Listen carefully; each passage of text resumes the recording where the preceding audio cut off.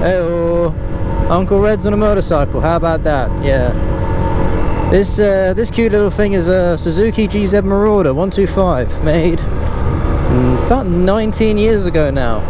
And when I originally purchased this from a place in Oxford, the dealership, I'm not sure if it was like I mean, he was an older gentleman, I'm just going to say it that way, really friendly, sort of salesman type guy.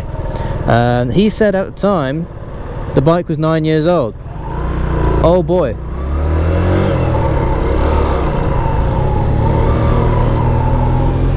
Do I regret believing him on that one? So at the time of purchase,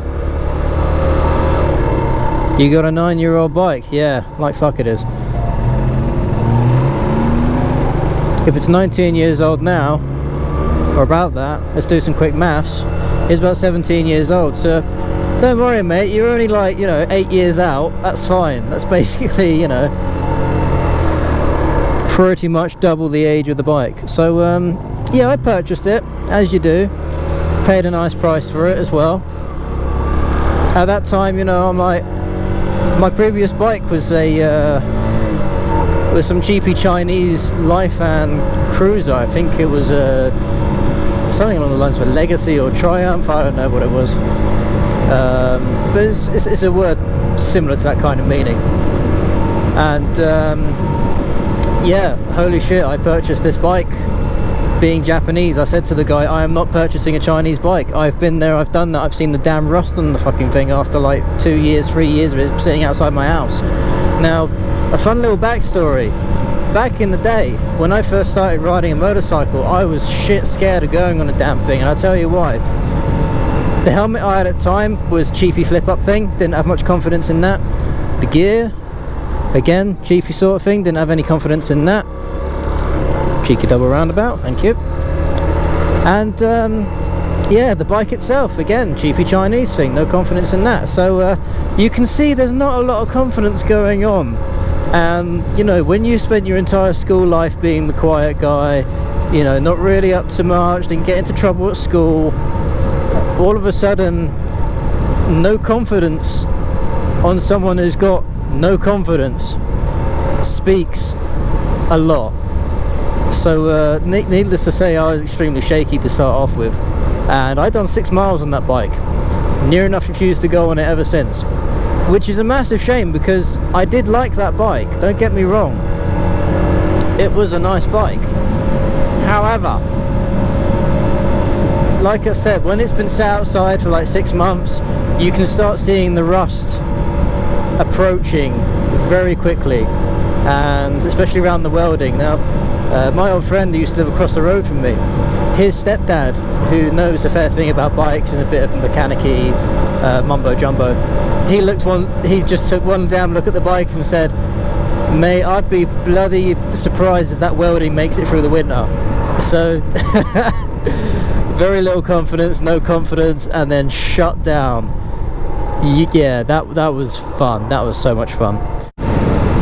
So what made me get back into motorcycles? Well, I'll tell you what, I had a friend that was in a band, and one day he turned up to one of the gigs on also a cheapy Chinese thing, but this thing in comparison to my one didn't look rusted. It was like a matte black, very little chrome on it. I'm not a fan of chrome.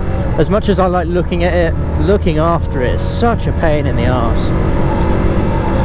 And yeah, this bike looked, in my own words at the time, pretty spanking. So yeah, he said, man, you gotta get on a bike, we gotta ride sometime. And I'm like, I used to ride a bike, I was shit scared to go on the damn thing, but yeah, sure, I'll do that.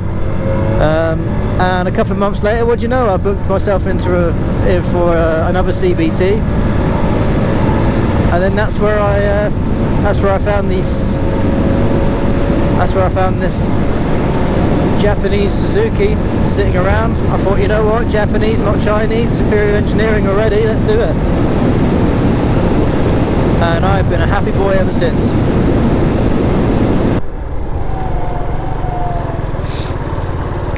Here's something that pisses me off.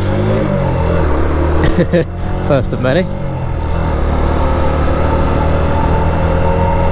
I guess it's something that happens in Milton Keynes quite a lot, but when you're walking across a fucking road Guess what that is just in front of me? It's a bridge. You know what bridges are used for? Fucking walking over. Why don't you use the damn bridge, god damn it? In fact, I tell you what, I was going down the shop earlier just to get some damn bread, because Red loves himself a bacon sandwich. Oh, bacon sandwiches for days. But I tell you what, I saw some guy come up from my local shop, which is like kind of like a little uphill sort of thing.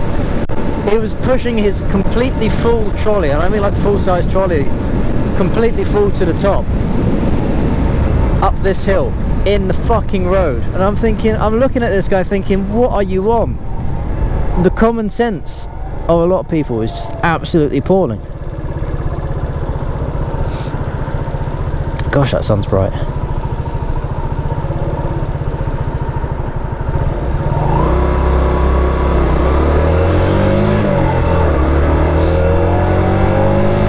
So yeah, I'm just looking at this guy thinking, what the hell, man? You've got a perfectly good pathway, like not 5 meters from where you started off.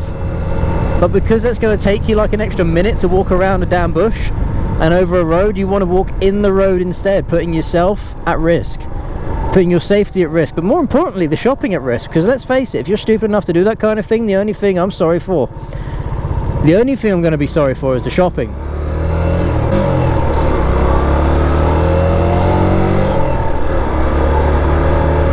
So yeah, that's it from me today. So if you've got anything you want to leave down below, any questions you want me to ask, bearing in mind I am not an experienced rider at all. I mean, I've been riding for 2.5 years, but that's only on a 125, and I'll tell you what, I've barely gone out of Milton Keynes. One time I went over to Woburn. If you know where Woburn is, then yeah, happy days. So yeah, leave a comment below if you want me to talk about something, if you want me to give advice or something, you just let me know and I'll get back to you. Uncle Red out.